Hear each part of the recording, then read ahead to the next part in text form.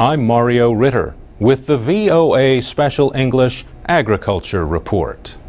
Cacao, or cocoa trees, grow in hot, rainy areas of Africa, Asia, and Central and South America. Their beans are used to make cocoa powder, cocoa butter, and of course, chocolate. There are 5 to 6 million growers, maybe more.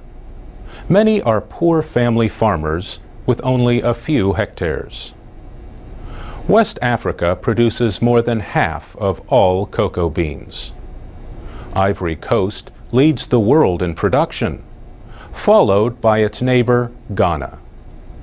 The trees are usually in their 5th year when they start to grow the pods that contain the beans.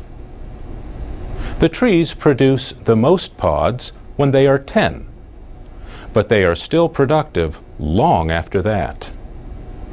Workers use large knives to cut the lower pods and long tools to remove pods from high on the trees.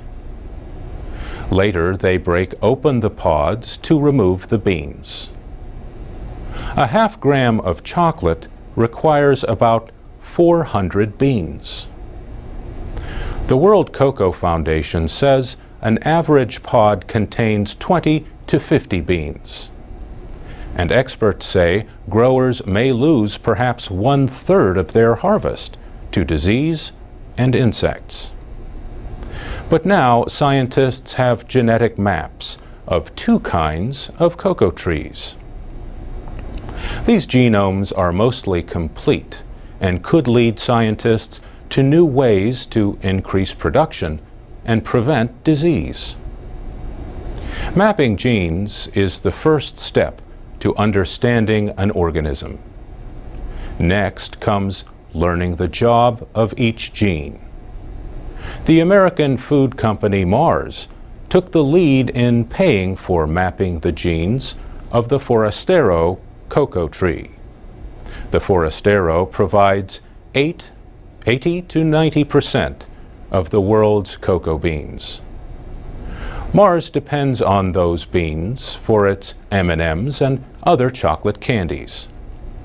The company's research partners included several universities and the United States Department of Agriculture. The average West African cocoa farmer produces about 400 kilos of beans per hectare. But Howard Yana Shapiro, head of plant science and external research at Mars, thinks that science could greatly increase the yield. A competitor of Mars, Hershey's, supported the gene mapping of the Criollo, a far less common cocoa tree. CIRAD, a French government research center, led scientists from 6 countries in creating that genome. We'll talk more about the cocoa industry next week when we look at efforts to help child laborers in Ivory Coast and Ghana. For VOA Special English, I'm Mario Ritter. You can read and listen to our reports at voaspecialenglish.com.